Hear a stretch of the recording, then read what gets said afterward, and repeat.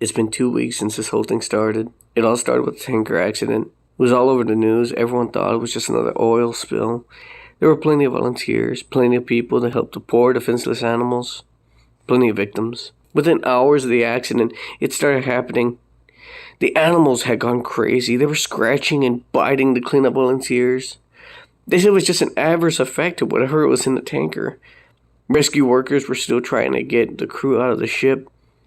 They could hear screaming inside, screams to open the doors. But that's when it all went to hell. As soon as they cut the doors out, there were 6 minutes of broadcast before it went silent. 6 minutes of screaming agony. The ship crew attacked the rescue workers like rabid baboons, breaking bones and tearing flesh. The people on the shore weren't faring any better. Those who had been attacked by the animals were attacking everyone else. It was worse than any war zone report. It was sheer brutality, and yet the broadcast still went on for 6 minutes. 6 minutes, and in blank faces, nobody could explain what was happening. They tried to continue with regular news, the economy, the weather, a cute human interest story. They couldn't make us unsee what we had seen. I tried to continue with my regular existence, but every time I switched on the news, I walked by a newsstand, it was there. This big mystery. They had some explanation, some kind of infection. They had brain parasites, but it didn't matter. It wasn't the infection we're afraid of, it was them. 4 days after the initial report, a state of emergency was raised, and yet we'd all seen this before. Every zombie movie, after all. People didn't know who to trust. People were stockpiling food and weapons. Some people tried to flee, but it seems like every zombie movie was actually right. They didn't make it. 3 days later, they arrived in my town. I expected moans, shuffling corpses, dismemberment. But that's where all the movies lied. They ran through the town screaming like banshees. I remember running to my front door as fast as I could, locking and barricading, doing anything to make sure it would stay shut.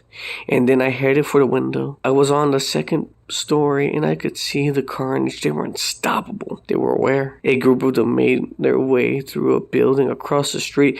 They jumped straight through the plate glass windows. Even a shard slicing through them made no difference. They just kept coming. My barricade wasn't going to hold. I rushed around my flat, grabbing supplies and jamming them into the most secure room of my flat. I went back for one last look, and I wish I hadn't. In a second-story window, they saw my face. That was when I knew that they knew I was there. I quickly dashed into the room, locked the door. I didn't have any kind of panic room or basement, so the safest place I could think of was my bathroom. No windows, one door with a lock. I filled my sink in my bathtub full of water so I could stay for a while. I sat there in a dark room with distant screams echoing through my ears. I began to feel like I may have overreacted a bit. It's been 2 hours and no sign of them. It actually got quiet. And I thought they moved on. Maybe I could just leave the room and go to the kitchen, grab some more food, and maybe wait it out. But then a crash came through the front door, the sound of someone running at full force through the door and knocking down the barrier behind it. There were a couple more crashes. Before I knew it, they were inside. Rapid footsteps moving around the flat, and a couple of screams, and then a bang on the wall next to me. My eyes were open at their widest. Even though the room was pitch black.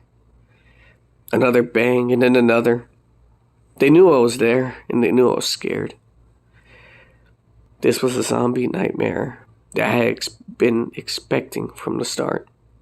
I had nowhere to run. There was only so much time before they would just break in. I sat with my back against the door, hoping my extra weight could make it harder for them to get in. And then it got worse. Why don't you open the door? The voice on the opposite side of the door. No screams, no moans.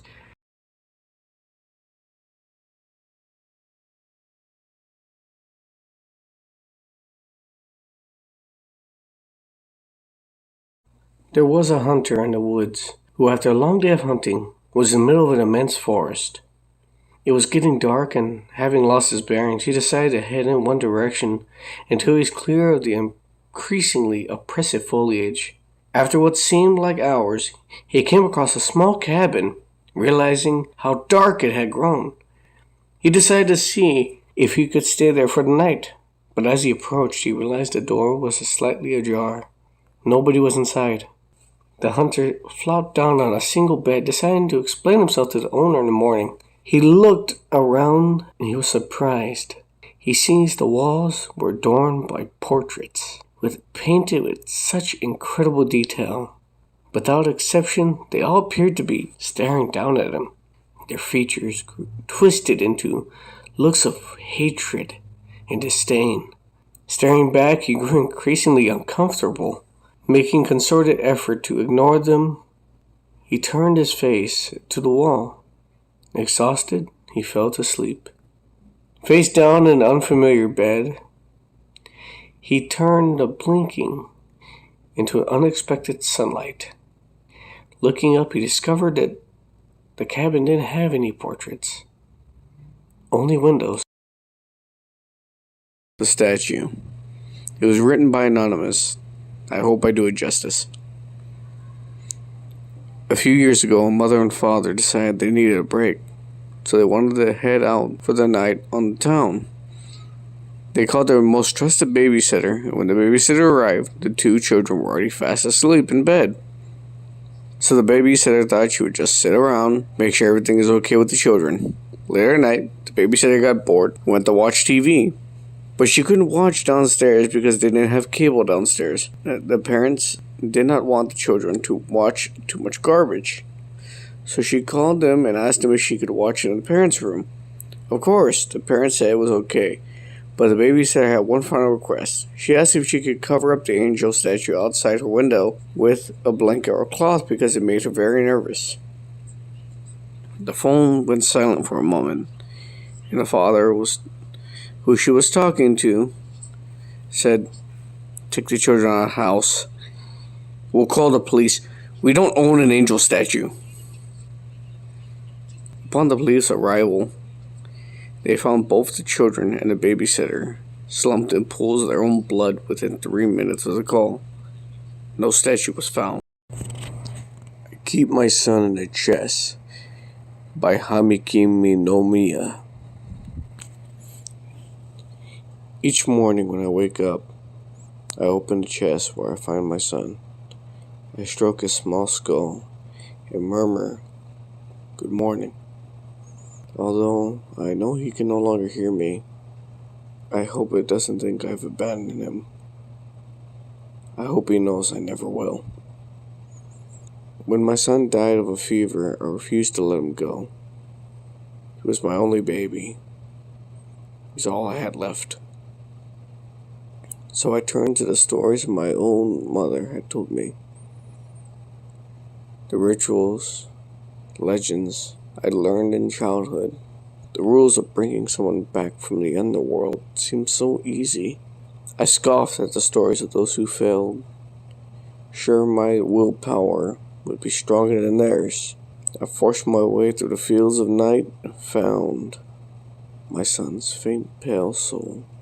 I guided all the way back home to his body, never looking back once. When I saw my son open his eyes again and smile at me, I thought I'd made the right choice. He laughed, he ran, he played, just as he had done before. I even believed I could pretend nothing had happened. And a few days later, I saw the rat creeping in. At that moment, I realized a mistake. I had restored my son to life. I had only brought his soul back to his corpse. I tried to comfort him as his body swelled and decayed. He wailed day and night in fear as his flesh fell off his bones. Only when his throat rotted away, he finally stopped screaming. I attempted to return him to the underworld, to return my son's soul, but the way would not open for me again. I cheated death. And my punishment is I keep what I stole.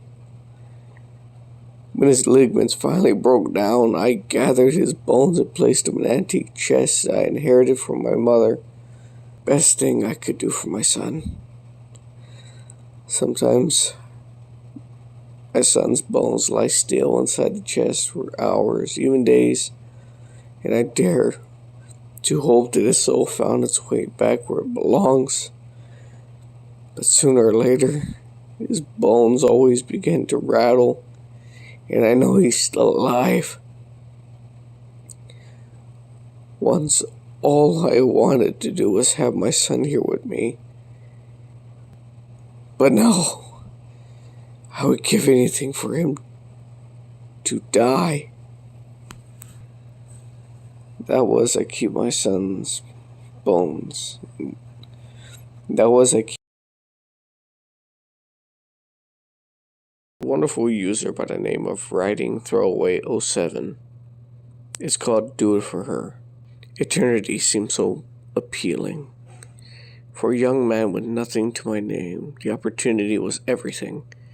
To live forever, never aging, never advancing from the peak of my physical state. Over a long enough timeline, I could finally see something. So I went looking. I followed hunches, knocked on doors. I kept my nose to the ground and checked every rumor I could find. Missing bodies here, urban legends there. Eventually, it led me to him. A real-life vampire. I want what you have, I begged him. Make me what you are. He was hesitant at first. What seemed to be a gift was to him condemnation. But there is only so much desperation a man could see before he has pity. Eventually he gave in. The beginning will be rough, he told me. As your body changes, you'll feel more ill than you have ever felt. Eventually, new cravings will settle in. Your body can't consume normal food, so you'll get more creative. Don't draw attention to yourself. Don't get staked through the heart. And whatever you do, don't stand in direct sunlight. Don't forget you're here forever. At the beginning, it was utter agony, but eventually I adapted. I felt better, stronger than ever before. Years turned into decades before decades turned into centuries. I didn't change a bit. I moved around a lot, generated a kind of wealth you only can see in the long run. Life was just a serious fling and conquest, blowing time and money on anything that could fill eternity. And then I met her. We hit things off right away. We were inseparable. She was everything to me, the love of my endless life. I'd seen the entire world, and I could tell you she was the best thing in it. It was a rocky conversation, but she didn't mind what I was. The hurdles we'd have to jump to together, she loved me for me. For the first time in my life, I truly felt content. But time marches on. We moved in together, we got married. We lived a happy life. But she did what all humans do. She grew old. In what felt like seconds, she was gone. I finally felt something truly worth living for, and she was gone. Years ago, I had resolved that it was it. I didn't want to live in a world without the love of my life. Ironically, eternity seems only suited for those with nothing to live for, and that just wasn't me anymore. For the first time in ages, I sat on the roof, watching the sun rise, and I wasn't afraid of what was coming. I was content I had faith. I'd be with my love again. I was doing it for her. Then I remembered those words I heard centuries ago. Don't forget, you're here forever. As I blow across the street at once called, well, welcome to 2022. I hope everyone has a wonderful night tonight. This next story comes from Appropriate Body 558. Thank you for letting me narrate this one. It's called I Told Dad I Loved Him and waved goodbye as he pulled out of the driveway and into the street. He was out for a supply run to prepare for the coming storm the weather station had been talking about.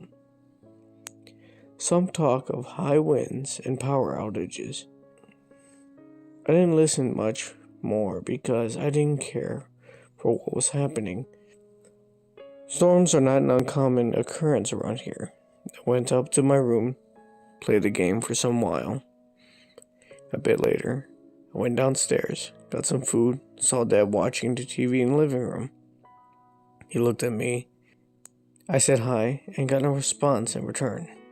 I assumed he didn't want to hear me over the TV, which was a guy spewing more esoteric shit about cars, I think. Unusual, I thought, for Dad to be interested in that stuff. I went back upstairs, glad he was home, since the wind was picking up. I hopped back on my game and played for a good minute, until I got a text from Dad. Sorry, I'm gonna be a bit late coming home. The wind's picked up and a tree blocked my way home. Gotta take the back way. Be there soon. I dropped the phone. The pounding of my heart blended with the footsteps, rounding the corner of the hallway and rushing to the door. It burst open, and it was Dad, staring at me the same way as when I was downstairs. Dad was never home with me. That was I waved goodbye to my father. I hope you all liked it. What's better way to celebrate than to add the old classic of the Russian sleep experiment? Now, let's begin. Russian researchers in the late 1940s kept 5 people awake for 15 days using an experimental gas-based stimulant.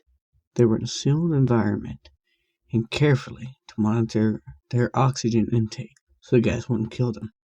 Since the gas was toxic in high concentrations, this was long before closed-circuit cameras, so they only had microphones and 5-inch thick glass porthole-sized windows into each chamber to monitor them.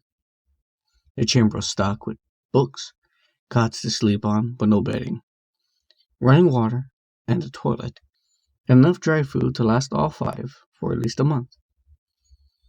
The test subjects were political prisoners, deemed enemies of the state during World War II. Everything was fine for the first 5 days.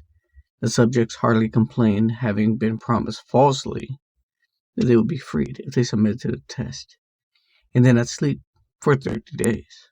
Their conversations and activities were monitored, and it was noted that they continued to talk increasingly about traumatic incidents in their past. In general, their tone of conversations took a much darker aspect. After day 4, after 5 days, they began to start to complain about the circumstances and events that led them to where they were now. And they started to demonstrate severe cases of paranoia. They stopped talking to each other and began alternately whispering into the microphones in one-way mirrored portholes. Oddly, they all seemed they could think they could win the trust of the experimenters by turning over their other comrades, the other subjects in captivity with them. At first, the researchers suspected it was the effect of the gas itself.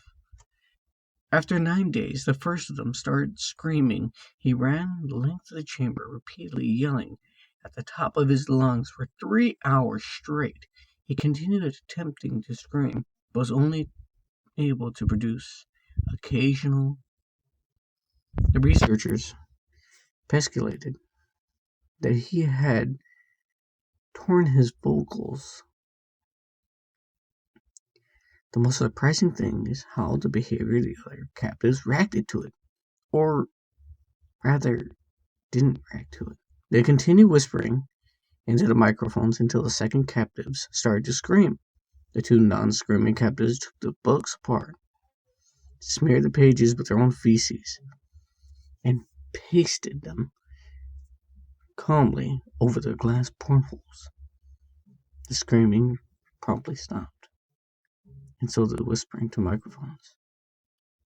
After 3 more days had passed, the researchers checked the microphones hourly to make sure they were working, since they thought it was impossible no sound would be coming from the 5 people inside. The air consumption in the chamber indicated that all 5 must still be alive. In fact, it was the amount of oxygen 5 people would consume at heavy levels of strenuous activity. On the 14th morning, the researchers did something they would not do to get reaction from the captives. They used the intercom inside the chamber, hoping to provoke any response from the captives. They were afraid they were either dead or vegetables, honestly. They announced, "We are opening the chamber to test the microphones. Step away from the door, lie flat on the floor, or you will be shot. Compliance will earn one of you your immediate freedom." To their surprise, they heard a single phrase in calm response. "We no longer want to be free." Debate broke out amongst the researchers and the military forces funding the research. Unable to provoke any more responses using the intercom, it was finally decided to open the chamber at midnight on the 15th day. The chamber was flushed of the stimulant gas, filled with fresh air, and immediately voices from the microphones began. 3 different voices began, pleading for the life of loved ones. Turn the gas back on. The chamber was open, and the soldiers sent to retrieve the test subjects. They began to scream louder than ever, and so did the soldiers when they saw what was inside. The 5 subjects were still alive, although one could rightly call the state of the men life. The food rations, past the 5 days, had not been touched. There were chunks of meat from the test sub thighs and chests stuffed into the drain in the center of the chamber, blocking the drain, allowing 4 inches of water to accumulate on the floor. Precisely how much water was actually blood never was determined. All the 4 surviving test subjects also had large portions of muscle and skin torn away from their bodies. The destruction of flesh was exposed. Bone on their fingertips indicated wounds were inflicted by hand, not teeth, as the researchers intently thought. Closer examination upon the position and angles of the wounds indicated that most, if not all of them, were self-inflicted. Below the ribcage, all 4 test subjects had been removed, while the heart, lungs, diaphragm remained in place. The skin and most of the muscles attached to the ribs had been ripped clean off, exposing lungs to the ribcage. All the blood vessels and organs remained intact all around the eviscerated but still living bodies of the subjects. The digestive tract of all 4 seemed to be working. Digesting food, it quickly became apparent that they were digesting their own flesh that they had ripped off and eaten over the course of days. Most of the soldiers were Russian special operatives at the facility. Many of them refused to return to the chamber of the test subjects. They continued to scream to the left of the chamber, alternately begged, demanded that the gas be turned back on. To everyone's surprise, the test put up a fierce fight.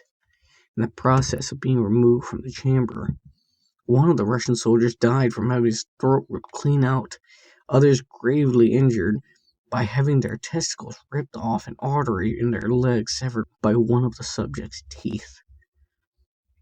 Another 5 soldiers lost their lives if you count the ones that committed suicide within the weeks following of the incident.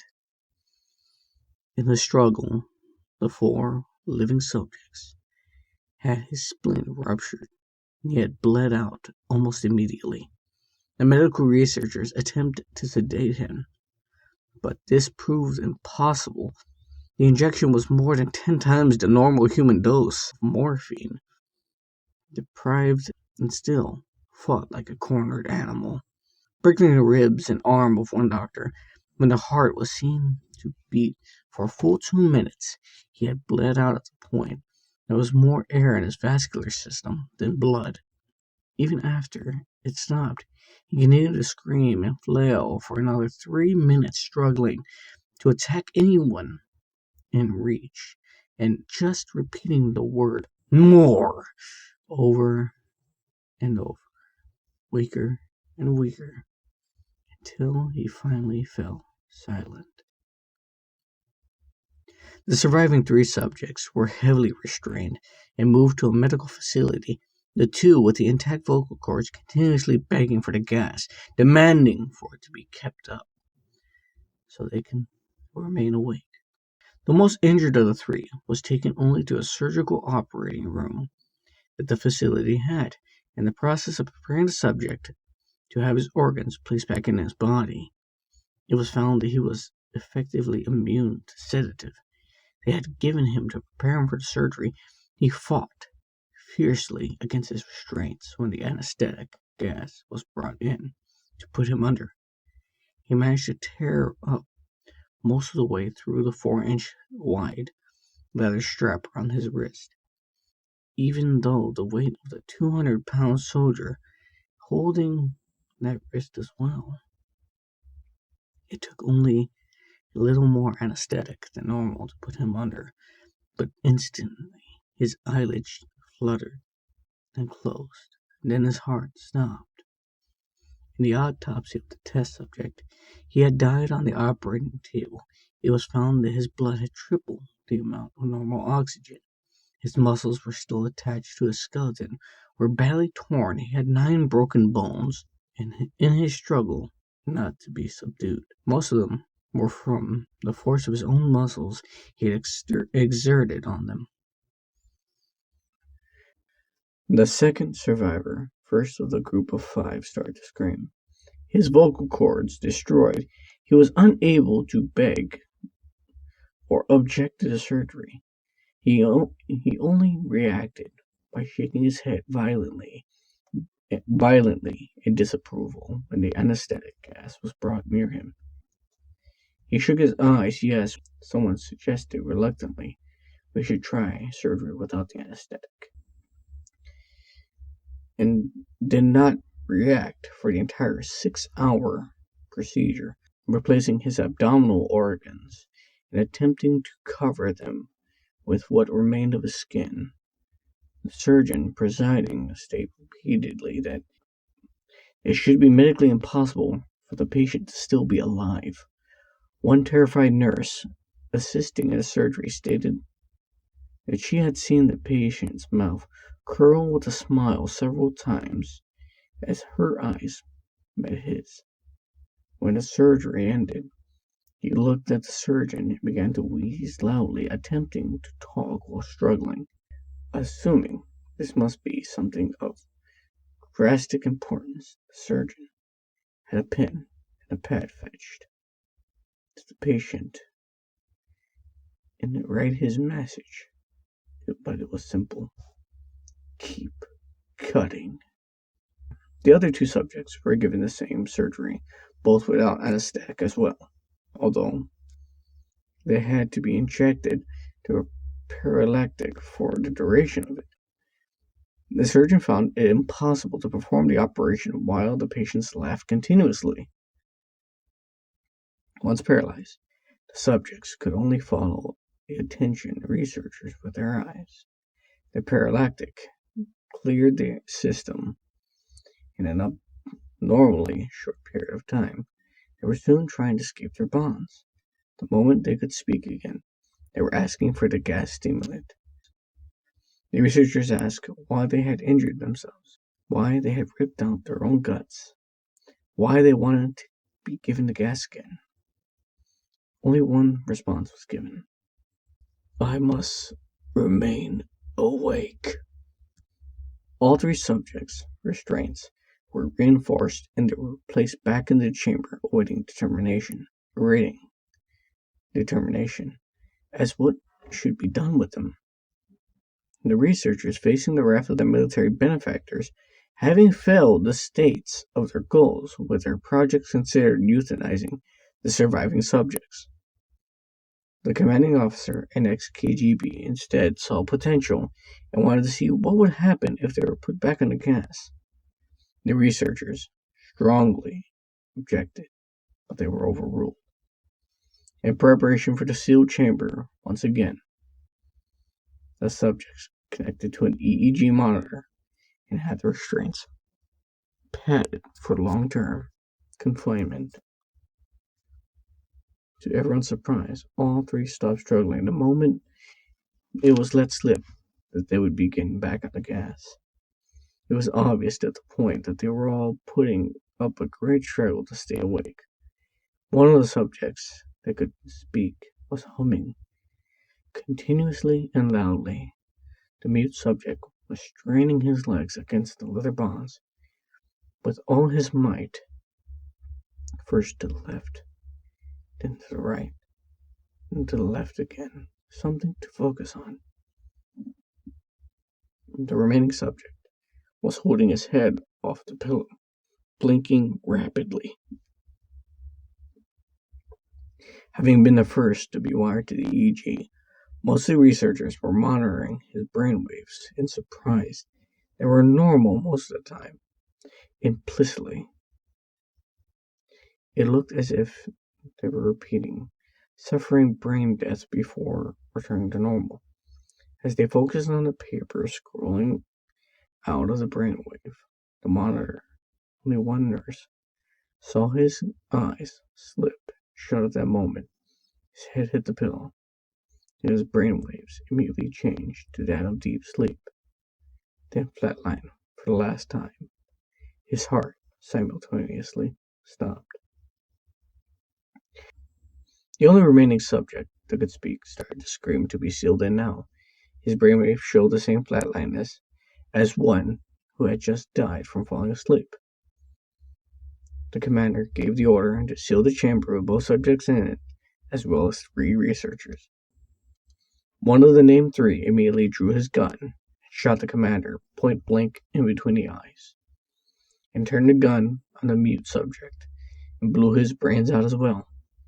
He pointed at the remaining subject. Restrained in the bed, remaining members of the medical research team fled from the room. I won't be locked in here with these things. Not with you, he screamed at the man strapped to the table. What are you? I must know. The subject smiled. Have you forgotten? The subject asked. We are you. We are the madness that lurks within you all, begging to be let free. At every moment, your deepest animal mind. We are what you hide from in your bed every night. We are what you sedate into silence, paralysis, and when you go into that nocturnal haven where we cannot tread. The researcher paused and aimed his gun at the subject and fired. The EEG flatlined, and the subject weakly choked out. So nearly free. Thank you. That was a classic. This one is called Pokemon Black. Sit back, relax, and enjoy the show. I want you to call a collector of bootleg Pokemon games. Pokemon Diamond and Jade, Chaos Black, etc. It's amazing the frequency in which you can find these at pawn shops, Goodwill, flea markets, and, places like such. They're generally fun even if they're unplayable, which often they are. The mistranslations, poor quality, make them unintentionally humorous, actually. I've been able to find most of the ones I've played online, but there's one that I haven't seen any mention of. I bought it at a flea market about 5 years ago. Here's a picture of the bootleg cartridge, in case anyone recognizes it. Unfortunately, when I moved 2 years ago, I lost the game, so I can't provide you any screen caps. Sorry. The game started with the familiar Nidorino, Gengar, and intro of the red and blue versions. However, when you press start, the screen had been altered. Red was there, but the Pokemon did not cycle through. It also said black version underneath the Pokemon logo. Upon selecting new game, it started with the regular, Professor Oak's speech, and it quickly became evident that the game was essentially Pokemon Red. After selecting your starter, if you looked at all your Pokemon you had, in addition to Bulbasaur, Charmander, Squirtle, and another Pokemon, Ghost. The Pokemon was level 1, but it had the sprite of the ghost it encountered in Lavender Town before obtaining the Sylph Scope. It had one attack only, Curse.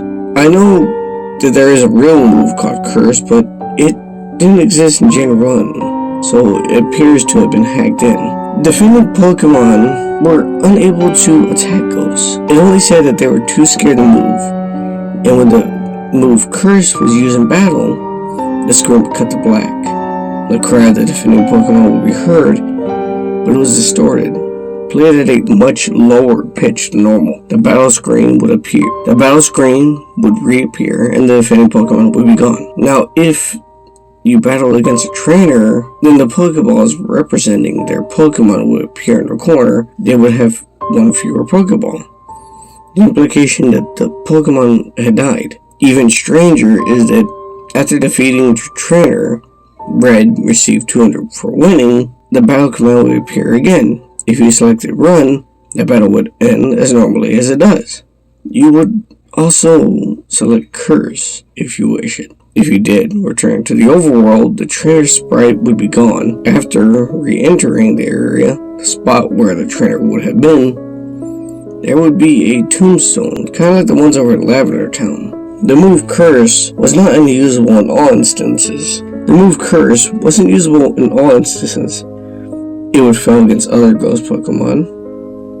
It would also fail if it was used against trainers that you had to face again, such as your rival or Giovanni. It was, however, usable in their final battle against them. However, I fear it was a gimmick of the game, allowing you to use Curse on previously uncapturable ghosts. And because Curse made it into the game so easy, I essentially used it throughout the whole adventure. The game was quite a bit after defeating the Elite Four. After viewing the Hall of Fame, which consisted of ghosts and a couple of Pokemon I use for HMs and screen cut to black, a box appeared with the words, many years later. And then, cut to Lavender Town. An old man was standing looking at the tombstones. You realized this old man was your character. The man moved half your normal walking speed. However, you had no Pokemon with you, not even Ghost. Well, at this point it had been impossible to remove from your party, even through depositing it in your PC. The overworld was entirely empty. No people at all. There were still tombstones of the trainers that you used Curse on, however. You would go pretty much anywhere in the overworld at the same. Though your movement was limited by the fact that you had no Pokemon to use HMs, and regardless where you went, the music of Lavender Town continued on an infinite loop. After wandering for a while, I found that if you go through Diglett's cave, one uncuttable bush would normally block your path is no longer there, allowing you to advance and return to Pallet Town. Upon entering your house and getting the exact tile where you would start the game, the screen would cut to black, and the sprite of Caterpie appeared. It was soon replaced by a Weedle. than a Pidgey. I soon realized that as the Pokemon progressed from Rattata to Blastoise, that they were all Pokemon that I had used Curse on. At the end of my rival's team, a youngster appeared, and a bug catcher. Then there were trainers I had cursed.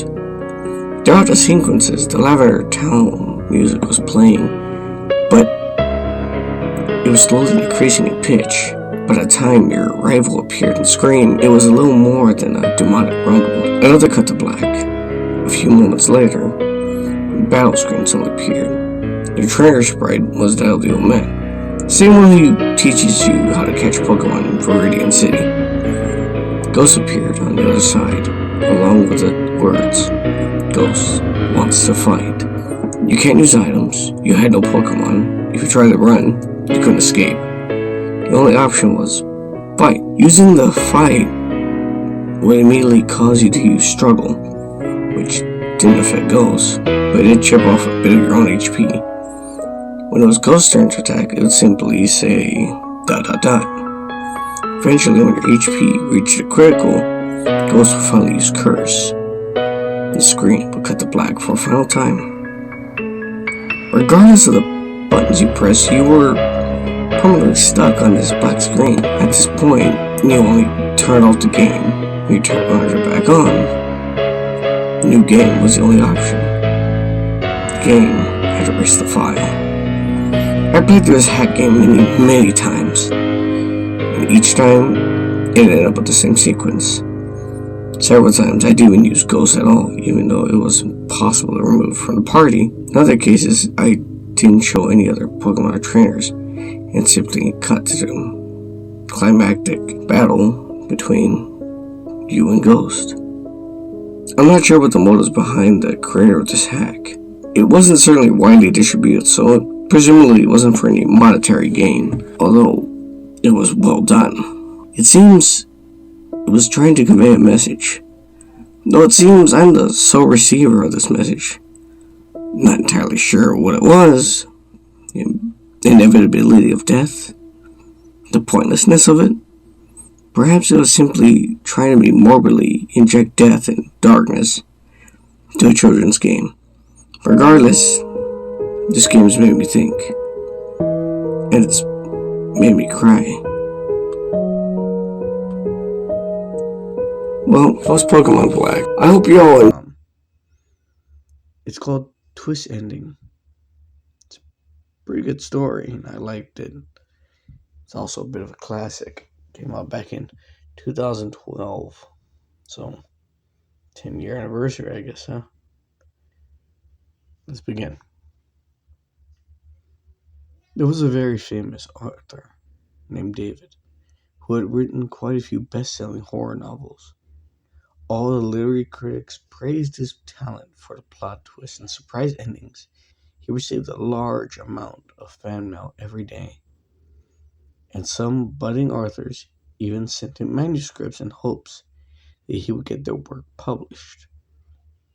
While David took pleasure in responding to letters from his fans, he took even more pleasure in stealing the ideas of amateur writers. If he came across a manuscript with a great idea for a scary story, he would use it in one of his own books and deny the author any credit.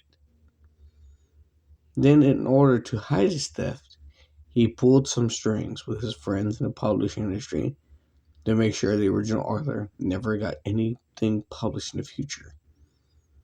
One day, David received a new manuscript in the mail. It was bound in beautiful hardcover book.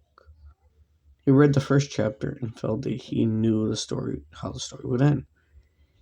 As he continued reading, he became more and more certain that he could guess the twist ending. It was growing late. He wanted to finish reading the manuscript to see whether or not he was right. When he came to the final chapter, he realized the last few pages of the book stuck together. Anxious to read further, he pulled the pages apart. He felt increasingly tired as he kept reading. Finally, he came to the end of the book. It was exactly the twist he had anticipated. The husband had hung himself just as the wife was committing suicide in the next room.